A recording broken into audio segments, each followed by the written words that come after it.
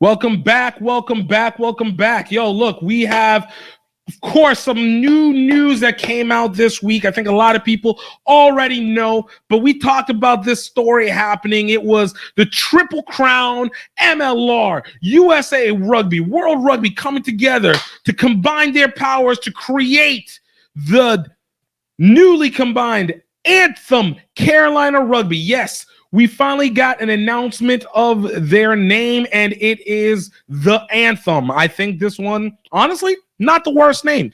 It's really not. I've actually complained pretty consistently about almost every name that a U.S. rugby franchise has created up to this point, but this was not one. I thought it was legit. Odd for Carolina. It seemed like it'd be better for DC, but of course you already got Old Glory, so this one works well. And they came out with some serious acclaim. Came out with a nice little video to kick off. So definitely let me show a little bit of what we had to be able to work with from there.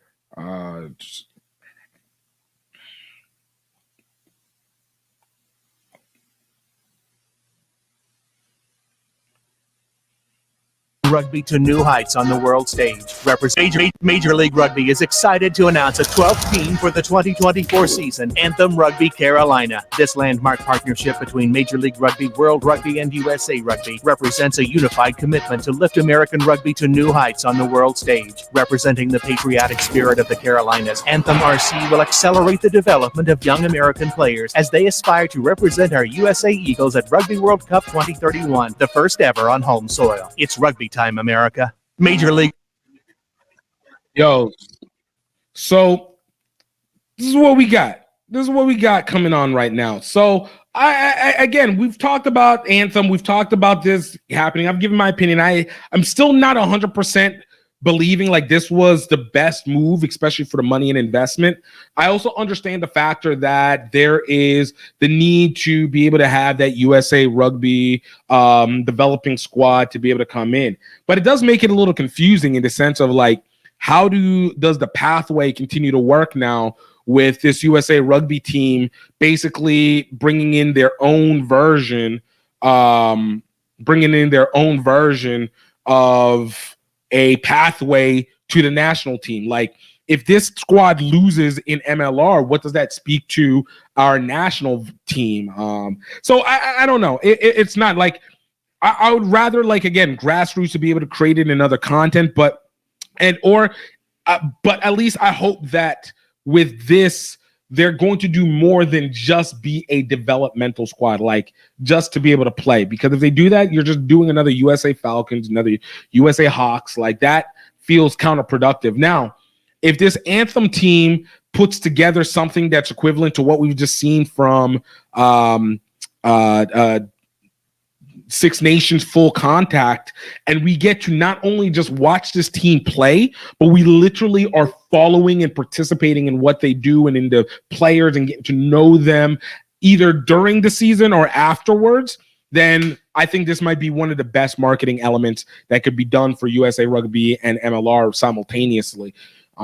Because you need that. Like, there needs to be more attention to the participants, because I don't know anybody. We still don't even know who the players are going to be in terms of who's going to be on that developmental squad. But it speaks volumes. And then, again, the question of, do any of the players from other MLR teams get a chance to have a chance at the national team as well? Or do they need to be part of the Anthem to be able to make their way up to the national side that's moving over to Carolina in a way? So I still got confusions, but that's neither here nor there, because they are now including into the schedule. It doesn't look like they changed the format of anything for the MLR this year. Looks like we're still going straight top 8 teams. Looks like we're not separating into divisions, but the what do you call it? Not the pathway, but the travel schedule for the teams for the Anthem seems to be pretty legit. Like, seems to be pretty on point, pretty on par for what we have. It starts off like everybody, we all kick off March 3rd. I'm sorry. Preseason starts in February. Their first game is going to be against the Free Jacks. Got to go against the defending champions. Gotta love that. Literally is a home game as well too. So make that a great crowd for the people in the Carolina area, and a nice little welcome to the league. Followed up on March 9th against NOLA Gold. So they're going down into New Orleans, which is the Battle of the South. I love that. I think one person called March 23rd game against the Miami Sharks is the Battle of the Newbies, which again, I love it. So you can actually find their Anthem's full schedule on their X or on their Instagram.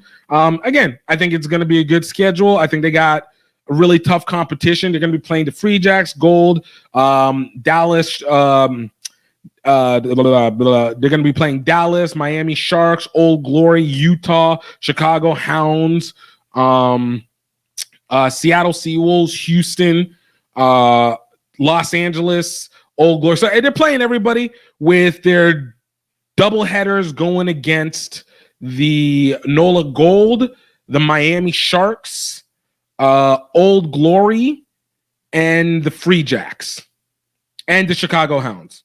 So solid schedules. It's a pretty tough schedule that they got on slate for them for their double headers. So I think it's going to be a good outcome. I really wanted to bring someone on to talk about how this is mimicking a lot of what Argentina rugby is doing, and I think we'll do that for the future. Like, getting on guests is remarkably a very difficult thing to do, but kind of speak on it, and then we can talk about it on another episode. But seeing what Argentina is doing with their colonialism, we talked about their imperialism. I call that rugby imperialism. I talked about it last week, where they're bringing back their Super Rugby team to be able to compete in Super Rugby team. Obviously, they have their primary national team that plays in the Rugby Championships. They have their Super Rugby teams in the Dogas and the Pampas who play in the Super Rugby Americas.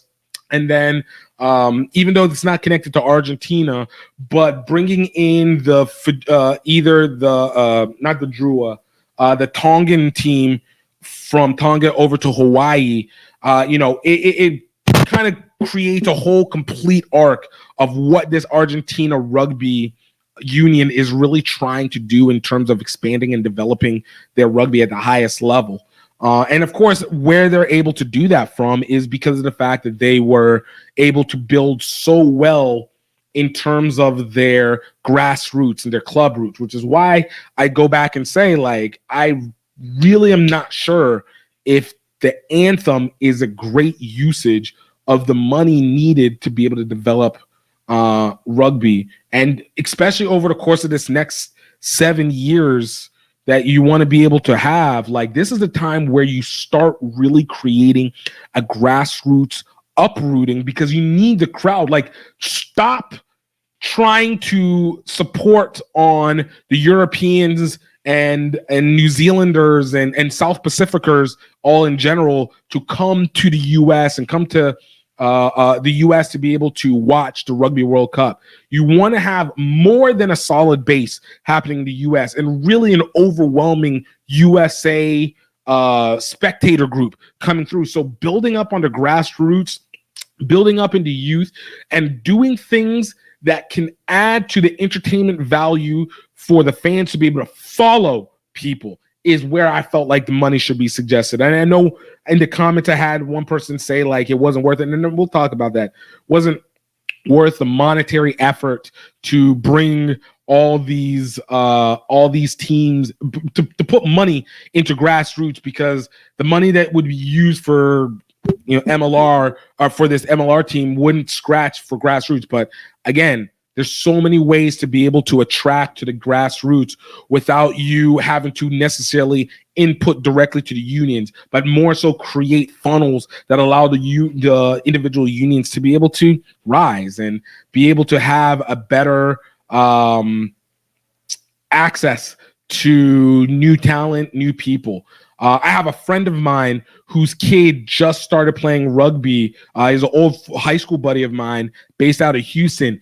And he said his kid absolutely loves it, and that brings in a whole new fan just in and of itself. So I think, like I said, it's something that we need to look into, finding new ways to be able to support different ways of messaging for the spectators, as much as you want to find different ways to mention for the to build for the what do you call it? To build for the on-field setup. You know, this is just my thoughts on it. Yo, let me know what you guys think. Let me know how you're feeling with it. Honestly, do you guys like what's going on with the anthem? Do you like this idea? Do you see this as a positive, or do you feel like there's some pullback? Do you feel like this is not a great usage of resources, or even for some, an overstepping of the bounds? You know, hit me in the comments and let me know. I ain't convinced. Black out the tent. Fill up the tank.